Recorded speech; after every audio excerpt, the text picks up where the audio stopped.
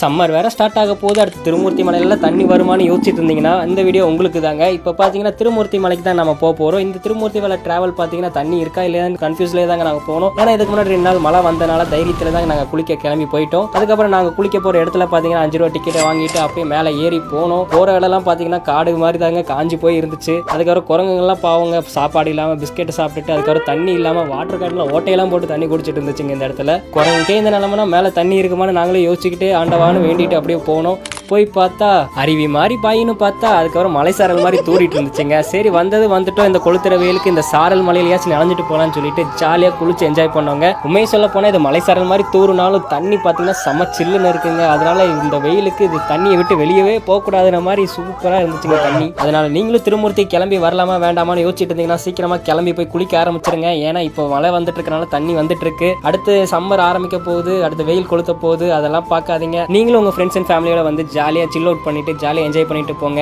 அடுத்த ஒரு சூப்பரான இன்ட்ரெஸ்டிங்கான வீடியோவில் சந்திக்கிற வரைக்கும் டாடா மக்களே.